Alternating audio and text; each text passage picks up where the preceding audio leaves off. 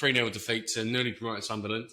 I'm not going to lie. First 45 minutes, I thought we were all right. I thought we played well. I thought the football was decent. Quick passes. Movement was good. And then, I don't know, it's like we did the opposite to last season. We hit the second half and then... You flipped your season back to front. Last season, you started off really poor and then fell into the game.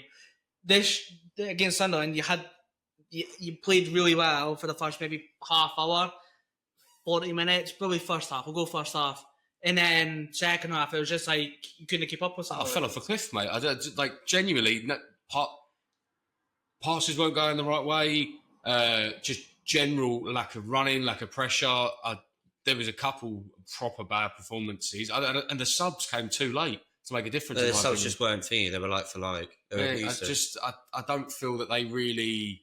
They weren't game-changing subs. They didn't impact the game. Yeah. Well, the only one that I would say was okay was probably Wilson. So we also give it a bit of perspective, though, as well, would be quite nice, is we've had a pretty good pre-season. I think that's the best I've seen a West Ham team play with the ball in easy 5 years, maybe 6 years since Pellegrini at times. You definitely have positives. No, but it isn't positive right now. He's just slashed half his odds of getting sacked. And I get the second half and I get that. But can we all put it in perspective? I think every single West Ham fan turned around and went, why the fuck are we playing that midfield? And I get that. Yeah. He's wrong midfield. And we didn't get found out in the first half because I think Sunderland thought we'll hang off them. Mm-hmm. And then the second half, I think they thought, you know what, actually, we'll go for you and see what you feel like. And we buckled. We said this in the game. We haven't got that box-to-box. We haven't got that high-energy midfielder that we needed, I think, in that trio. You put Freddie Potts in there. I think he sorts that problem out. I mean, I love the football. You have the work ethic of Ward-Prowse. He's slow. It's bad to say that he's missed Suchek in that midfield. And he weren't great when he came on, was the problem. He just kind of didn't really do anything. I agree with you. There's been a lot of stick from other West Ham fans online basically saying, oh, you can't win with possession. But we played a lot better football the first half. It was actually, do you know what? It was actually just good to watch. We're not, the whole argument against the possession stat of you can't win a game with it. No, but we're not going back to 20% possession again. What was the last team that won? What was the last team that won the league? I'm not saying we won the league, but what team last won the league with less possession most games? The last one I think was probably Leicester. Yeah. Like we're playing, he's trying to move us from underdog football, which is what we've been playing. Lopetegui tried this fucking all-out heavy metal football, if you want to nick Gary Neville's term of it. It didn't fucking work. We scored goals, conceded a shed load. Yeah. And then Potter's tried to calm things down. I'm not saying he's a master. I think he made a lot of mistakes against Sunderland. Mainly, Freddie Potts not starting. I think that's a huge one. Callum Marshall not being on the bench. You know, Guilherme. But this is what pisses me off on Sunday. They released Guilherme at a broken collarbone because West Ham fans started kicking out on Sunday night about it. Tell us, release that before. Because then we aren't going to turn around and have a go at Graham Potter before he even puts his lineup out. Our media doesn't help itself at times, I don't think. I'm sorry, you've got to call it out as well, right? Because I have a go at Arsenal TV about it, Arsenal fan TV about this. West Ham TV get their heads a wobble. Because all junk aside, we aren't fans like that. And I'm not digging your fan base out, but that's sort of one game in, 45 bad minutes, and it's all over. Settle yourself. It's a long, hard season. All right, I know it's the outlook if we've got Chelsea next, and then Forest, and then Palace, and then like Spurs after that, and you're looking at where's the first win coming. Yeah. But just settle. Chelsea weren't brilliant against Palace. Now, Palace, I think, will get beat. I think Forest looked very good as well. Chelsea weren't brilliant. Now, they've got a better team than us. Yeah. But first half, if you sort those little problems out, I thought Wan-Bissaka had a really fucking quiet game. Yeah. Unbelievably shit. His passing choices were awful. He just turned back and he just didn't look like he wanted to go forward. Yeah. There was one game I've seen in pre-season, and playing out for the back, he's so calm and cool. And he's worked for a certain extent of the game, but then all of a sudden, Hermansen just decided to absolutely start kicking the ball on his first touch. And how many times went straight out? Yeah. Didn't even go to the man. Didn't go to any man. One of the actual praises I could give him is when he actually took his time on the ball, I think there was only maybe one kick that went astray. Yeah, I'm not going to start slating him. I think there's with Hermansen, he's a great shot stopper, which I think Areola had spells with, but he also lacked with it. But Hermansen just doesn't seem to be very capable with his feet. with the. I disagree. I thought the first 40 minutes was actually extremely good. When he's not being pressed by the opposition. But all joking aside, he's 25. He's working. He's literally got signed 4 days before he fucking started. I think it was a mistake to start him. Looking back at it, but then also this is what I'm on about. The flack that you've got coming in is you've got. Oh, well, we lost 3-0. It's a shocking thing by Potter. Hang about, mate. 2 of them are crosses that all jump aside. We have 3 centre-backs for. Yeah. You can blame the back 5 not working, but fuck me, stop headers. And let's face it, Kilman's second half, I thought he was dog awful. Yeah, Tadibo was suspect. It's actually telling Aged coming back how bang average our centre-backs are, or starting to look. Because I thought Aged had a really, really good game, actually. Nothing went down that left side either, which I'm so surprised I actually thought Tadibo was good the first half. It was the second where I feel like he just vanished. Quick worrying. I think there's one player that you have to say was West Ham shining light, and that was your new boy Doof. He seems like looks keen. He looked like he had played in the league for years. He looked like he was very calm. He had a good shot on goal, which he was unlucky with. Yeah, to not go in. His tackles are good. He's aerially. I don't think he was well known for his aerial ability before. That's the only thing you can kind of say. He didn't win an awful lot in the air, but he doesn't need to. The other thing is, I feel like we were playing towards Sunderland's weaker side rather than going. You know, Potter used to, we change it depending on the opposition. Yeah, I get that.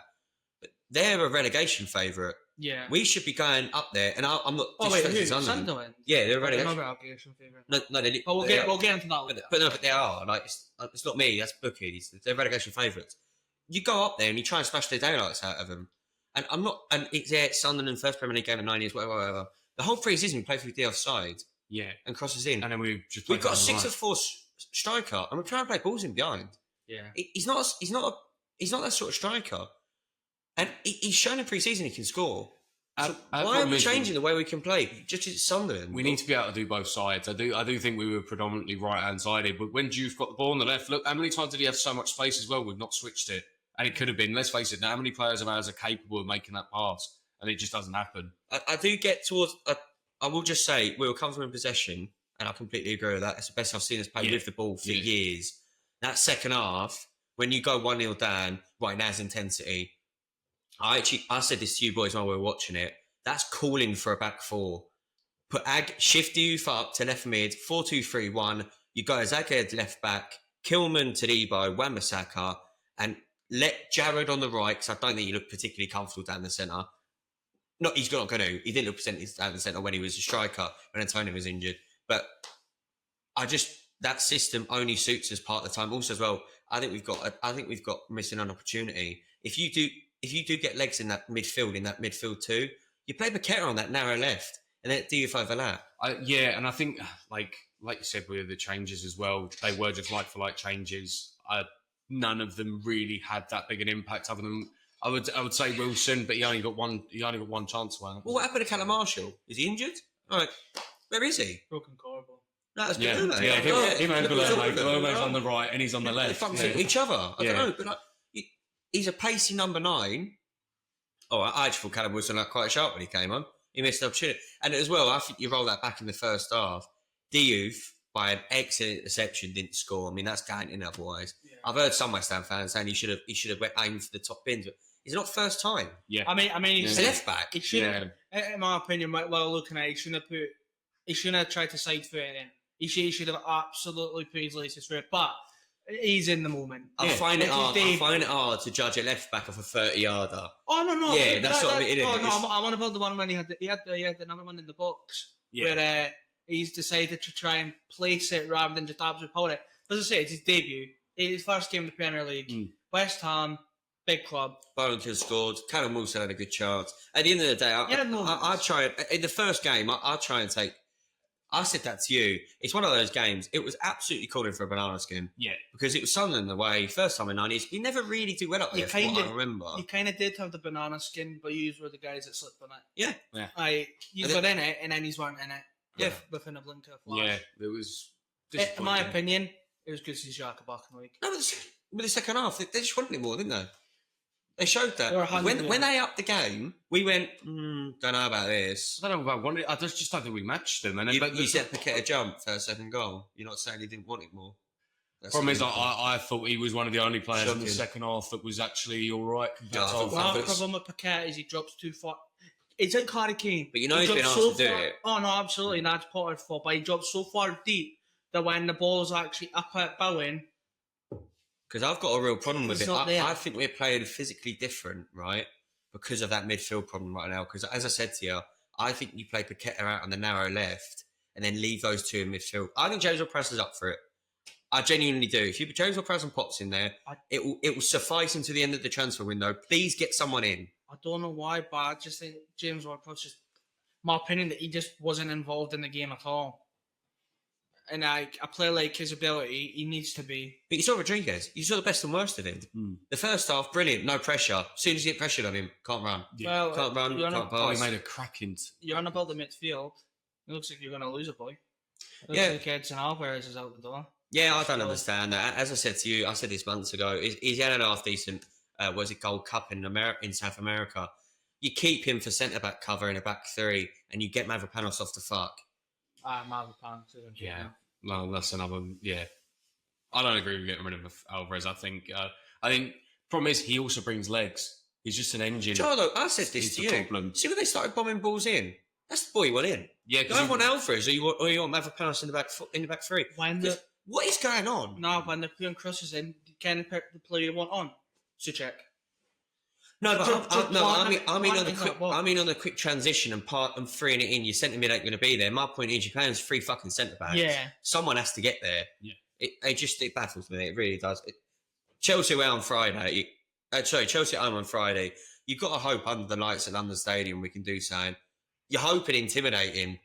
Really, is what you're hoping for. I don't know if we've got that capability at the moment, but briefly on obviously you've got Chelsea. Chelsea doing very good.